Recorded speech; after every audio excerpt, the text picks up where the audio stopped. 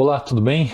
Bem-vindo para mais este vídeo, bem-vindo para mais esta aula, bem-vindo para mais este artigo sobre a Bíblia. Hoje nós vamos falar e vamos refletir um pouquinho sobre um tema que para alguns é motivo de chacota, mas para quem professa a fé cristã ou se aplica às verdades e os princípios que contém a Bíblia, é algo de muito valor. É sobre o valor e o poder que existe em relação ao sangue de Jesus Cristo. Aqui, se você quiser entender como uma forma material mesmo, tanto faz. Mas é claro que aqui nós estamos trazendo um fundamento em relação a Cristo e a sua obra redentora. Ou seja, então nós estamos trazendo um cunho espiritual sobre o significado do derramamento, do derramar de sangue de Jesus Cristo lá na cruz do Calvário. Porque Jesus Cristo, ele não foi quem fundou a igreja cristã. Não, Jesus Cristo não fundou a igreja cristã. Jesus Cristo, ele é o fundamento da igreja cristã. É uma coisa totalmente diferente. Você não acha isso? Comente aí embaixo. Bom, se acha, comente aí embaixo também. E aliás, em relação aos comentários, a partir do momento que você comentar um assunto, uma pergunta, quaisquer que seja, nós vamos fazer dias aqui de respostas, de perguntas e respostas. Um assunto que você quer que eu traga aqui em nosso canal Teologia, e aí nós vamos conversar mais sobre as questões da Palavra de Deus. Hoje eu quero falar um pouquinho sobre essa temática. Então, lá na primeira carta do apóstolo Pedro, no capítulo 1, do verso 18 e 19, ele diz assim: sabendo que não foi com coisas corruptíveis, como prata ou ouro, que fostes resgatados da vossa vã maneira de viver, que por tradição recebestes dos vossos pais, mas com o precioso sangue de Cristo, como um cordeiro imaculado e incontaminado. Então, nós vemos aqui que para o desfrute da igreja, que igreja sou eu, é você, da plena proteção que cabe nas dimensões celestiais, a vida espiritual e comunhão com Deus é necessário para que possamos utilizar desses recursos que o Senhor colocou à nossa disposição. Recursos este, por exemplo, como a nomeação, a proclamação do sangue de Jesus. Então, o sangue de Jesus tem sido frequentemente apenas uma doutrina na qual a igreja, você e eu, ou eu e você, cremos, mas não tem sido uma doutrina vivida. Então, por não viver uma doutrina, a igreja tem deixado de receber alguns galardões que são concedidas apenas mediante ao poder derramado pela obra redentora de Jesus Cristo na cruz do Calvário. Então, a palavra de Deus, ela nos ensina que é necessário pedir para receber. Pede e dar-vos-se-vos-á. Em Lucas capítulo 11, verso 9 e 10, esse Lucas, discípulo de Paulo, seguidor dos princípios de Jesus Cristo, trouxe a nós essa verdade.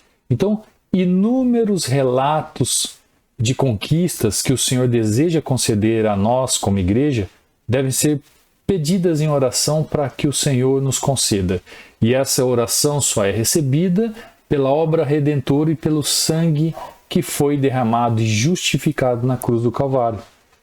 Pela fé nós nos aprimoramos e nos apropriamos das promessas do Senhor expressas nas Escrituras, assim como está lá em Hebreus no capítulo 11 em diante. Da mesma forma que o Senhor Jesus nos ensina a proclamar ao Espírito Santo os nossos pedidos, como vemos em Lucas capítulo 11, devemos igualmente pedir as bênçãos decorrentes do derramamento, ou do derramar, assim melhor dizendo, do sangue de Jesus Cristo. Então, entenda, a obra de Jesus Cristo foi uma justificação para o dia da ira do Senhor. É como se ele nos justificasse perante a Deus, para que no dia da ira do Senhor pudéssemos ter acesso a esse plano dimensional, prisional, chamado planeta Terra, carnal, para que possamos estar numa morada celestial com ele. É a nossa passagem para lá. E que são essas referências que podemos receber com o sangue de Cristo? Então, normalmente a igreja tem essa consciência apenas de que o Senhor Jesus derramou esse sangue como uma consequência de um plano de salvação, ou como uma consequência de um novo nascimento como pessoa. Ora, a salvação engloba não apenas o novo nascimento, mas uma vida de santificação. Então, nós somos exortados através das Escrituras Sagradas a operar a nossa salvação com temor e tremor. Mesmo porque a mensagem de Cristo não é com fundamento em salvação. O plano de Cristo é com fundamento de que Ele é o Senhor. E se Ele é o Senhor da sua vida, como consequência, você tem a salvação. Então a palavra de Deus também nos mostra que o valor e o poder do sangue de Jesus que foi derramado é para que nós pudéssemos desfrutar de todas as bênçãos que estão englobadas nesse pacote chamado justificação.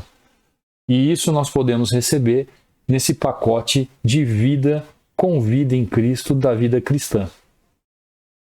Então, algumas coisas que estão nesse pacote, por exemplo, purificação dos nossos pecados. Eu vou falar, eu não vou explicar, mas eu vou falar a frase e vou citar a passagem bíblica e existe todo um contexto. Então, depois você vai lá no link na descrição, lê o artigo por inteiro no blog, lê as referências bíblicas se você tem alguma dúvida, para você ter um entendimento melhor. Talvez nesses poucos minutos aqui que eu estou trazendo para você esse ensinamento, não fique claro, mas se você quiser se aprofundar, logo abaixo tem um blog, o link do blog. Inclusive, vou deixar um link também de um e-book sobre conhecer a Deus, para que você conheça mais e mais dessa obra redentora de Deus, Jesus e o Espírito Santo sobre as nossas vidas. Então, o que inclui nesse pacote? A purificação dos nossos pecados. 1 João, capítulo 1, verso 7.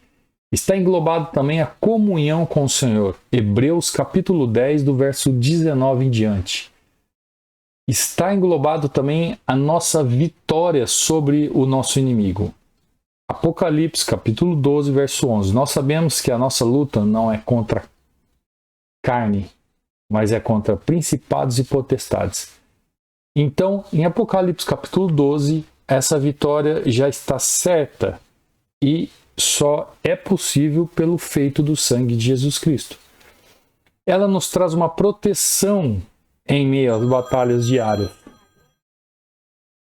Perdão, telefone tocando aqui. Ela nos traz aqui uma proteção contra o inimigo nas batalhas diárias.